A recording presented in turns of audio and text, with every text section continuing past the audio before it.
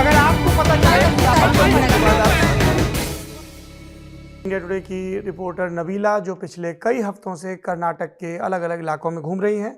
नबीला, बहुत बहुत स्वागत है आपका नेता नगरी में।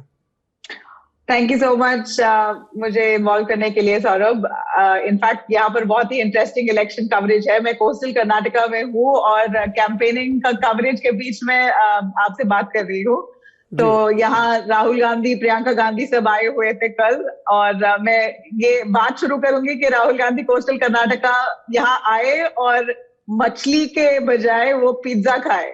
वो एक इंटरेस्टिंग अप्रोच था कोस्टल के लिए, क्योंकि यहाँ पर तो हम कोस्टल आते हैं खाना खाने के लिए और हमने पेट भर के मछली खाया अभी, मगर अनफॉर्चुनेटली यहाँ पर राहुल गांधी ने पिज्जा खाया।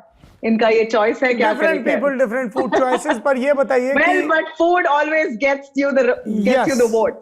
यस। तो ये बताइए कि ग्राउंड पर क्या बस दिख रहा है, किन इश्यूज को, क्योंकि आप तो लगातार घूम रही हैं, किन किन टॉपिक्स पे लोग ज्यादा बात कर रहे हैं? Across the caste line, across the party line, across the religious line? जी, जब of course party on the whole, जो बीजेपी यहाँ पर जो कैंपेन कर रही है वो हिंदुत्व के नाम पे ही कर रही है। इनका एक हाईली पोलराइज्ड कैंपेन पिच है, जो 4% ओबीसी खारिज करना मुसलमानों का, या उसके अलावा जो बहुत सारे यहाँ पर कंट्रोवर्सी हुए थे, जो प्रवीण नितारू के मर्डर, जो कोस्टल कर्नाटका में, जो जहां पर मैं थी कल। मैं एक बात बोलूं, जो बीजेपी का जो एक पिच है ये है कि जो अगर कोई हिंदू को अटैक करे तो वो उनको छोड़ेंगे नहीं। तो प्रवीण नितारू जो एक हिंदू कार्यकर्ता था, उनको पीएफआई के मेंबर्स ने अलेजली उनको मारा था, मर्डर किया था। पीएफआई को 6 मेंबर को अरेस्ट किया है, मगर एक स्टेटमेंट देने के लिए, एक एग्जाम्पल सेट करने के लिए बीजेपी ने क्या किया है, एक 70 लाख का घर बनाया है प्रवीण नितारू के फैमिली के लिए। ये ऐसे बेसिकली दिखाना चाहते हैं कि बीजेपी अपने कार्यकर्ताओं के लिए बहुत कुछ करती है और बहुत स्ट्रॉन्ग से खड़ी होती है कार्यकर्ताओं के साथ, और अगर ऐसा कुछ हुआ तो ये फैमिली का हाथ को छोड़ेंगे नहीं। तो ये शायद यहाँ पर बीजेपी के लिए कोस्टल जोन में कार्यकर्ता को इकट्ठा लाने के लिए बहुत मदद हुआ है। तो मैं वहां पर थी, इसलिए मैं बोल रही हूँ। वो हाउस वार्मिंग कल हुआ था, जहां पर फैमिली बहुत मैं ये जानना चाह रहा हूँ, इंटरेस्टिंग था। दूसरा सवाल मेरा ये है कि अभी मेरी प्रशांत नाटू जी से बात हो रही थी, तो उन्होंने कहा कि इस बार कांग्रेस का टिकट डिस्ट्रीब्यूशन बहुत इफेक्टिव दिख रहा है, उतना हल्ला गुल्ला नहीं मचा। ग्राउंड पर क्या नजर आ रहा है? जी, ये सही है कि कांग्रेस ने इंटरनल सर्वेस किए हैं और इंटरनल सर्वेस के बल पे टिकट्स को डिस्ट्रीब्यूट किया है, मगर ये भी सही है कि बहुत सारे एटलीस्ट फ्यू कैंडिडेट्स, जैसे एक बेलतंगड़ी, कोस्टल कर्नाटका रीजन में बेलतंगड़ी में एक कैंडिडेट है जो रक्षित है, उसका सर्वे रिपोर्ट में पता नहीं क्या वो बेसिकली क्या रिजल्ट आया है, मगर वो बोलते हैं कि बीके हरिप्रसाद का नेफ्यू है, बीके हरिप्रसाद एमपी है कांग्रेस के, तो उसके बल पे इन्फ्लुएंस के थ्रू उनको टिकट दिया गया था। तो ऑब्वियसली अभी के लिए हम ऐसा कोई झगड़ा सरफेस होते हुए दिखाई नहीं दे रहा है, क्योंकि डीके शिव कुमार जो है, जो कंपेयर टू ऑल अदर नेता बहुत ही सख्त नेता है। जैसे एक अमित शाह होते हैं बीजेपी के लिए, डीके शिव कुमार होते हैं कांग्रेस के लिए। तो कर्नाटका में अगर कोई इंटरनल इश्यूज भी है, कोई अगर टकरार भी है, वो डीके शिव कुमार ने बड़ी अच्छी तरीके से उसको सप्रेस किया है। तो जैसे ये एग्जांपल मैं दे रही हूँ, जितना भी सर्वे की बात करो और अप्रिशिएट कीजिए यहाँ पर कांग्रेस को के इंटरनल सर्विस के बल पे उन लोगों को टिकट दिया है, फिर भी ऐसे कुछ केसेस है, जैसे मैंने आपको एग्जांपल दिया, फेवरिज्म भी हुआ है और झगड़ा भी हुआ है, मगर ये उठ के सामने नहीं आया है। ये बार शायद कांग्रेस ये सोच रही है कि कुछ भी करो, हम मतलब सत्ता में आएंगे। तो they are trying in every which way possible कि कोई भी कंट्रोवर्सी बाहर ना आए, अगर आए भी तो अच्छे तरीके से हैंडल कर रहे हैं। जब आप यंग वोटर्स से बात कर रही हैं तो उनके क्या कंसर्न सामने आ रहे हैं, इश्यूज को लेके, पॉलिटिशियंस को लेके? जी, यंग वोटर्स, मैंने बहुत सारे फर्स्ट टाइम वोटर्स से बात किया था, और यहाँ पर वो बेसिकली वोटर्स बोल रहे हैं कि अगर कोई भी गवर्नमेंट आएगी, एक हमें यही दुआ है कि स्टेबल गवर्नमेंट आए, कोई अलायंस की पार्टनरशिप नहीं आए, क्योंकि अगर अलायंस पार्टनरशिप आए भी तो 1-2 हफ्ते में फिर वो कोलैप्स हो जाता है, या पोचिंग हो जाता है, या डिफेक्शन हो जाता है।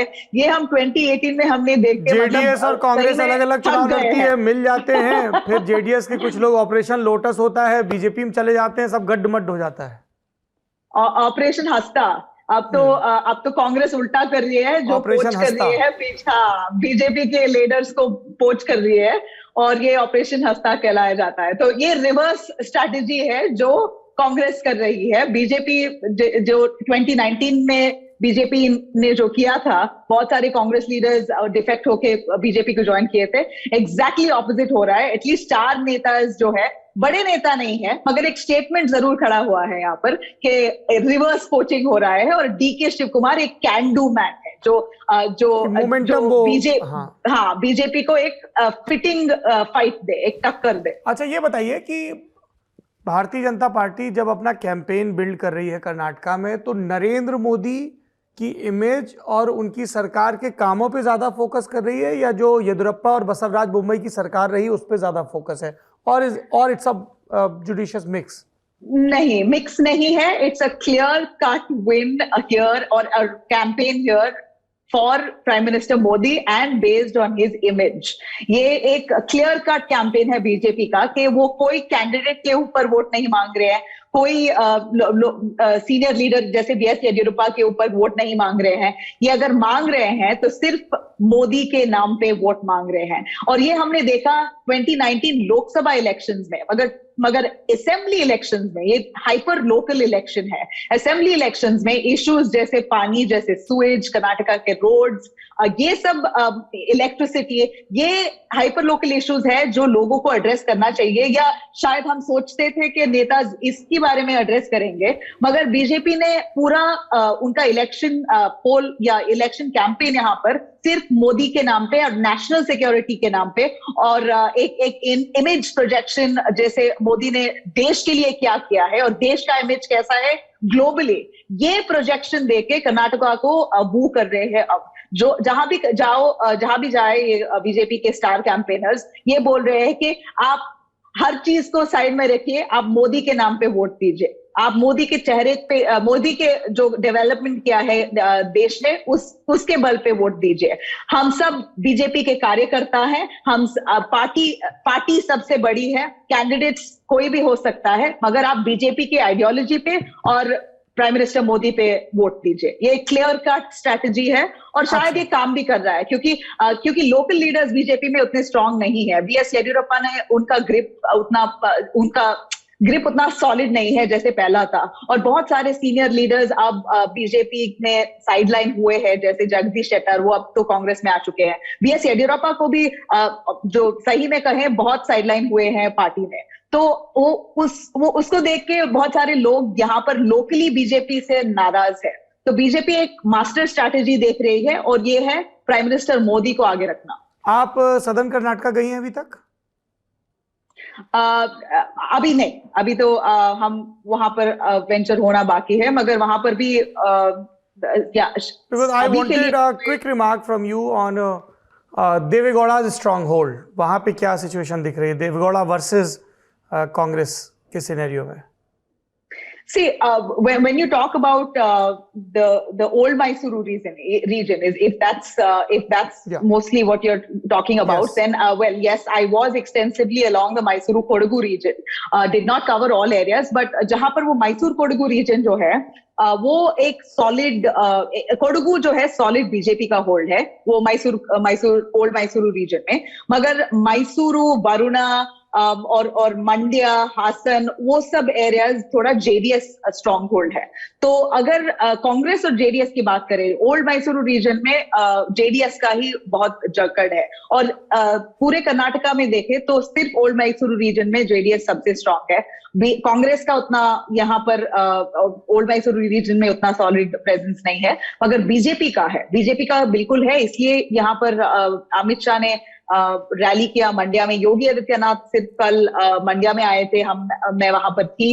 जेडीएस का स्ट्रॉन्ग होल्ड है, फिर भी वहां पर जो बीजेपी है सही में डिनेस्टी पॉलिटिक्स को लेकर जेडीएस को जाड़ रही है। मतलब बहुत ही क्रिटिसाइज कर दिया है कि जेडीएस एक फैमिली परिवारवाद पार्टी है, और ये लोगों को भी अब अपसेट हो रहे हैं और इरिटेट हो रहे हैं कि कितना कितना टिकट्स फैमिली के अंदर ही बांटा जाता है। ये फैमिली का जी, तो देवेगौड़ा फैमिली का क्रिटिसिज्म भी है, पर बीजेपी भी अपने नेताओं के पुत्रों पुत्रियों को खूब टिकट देती है भरपूर।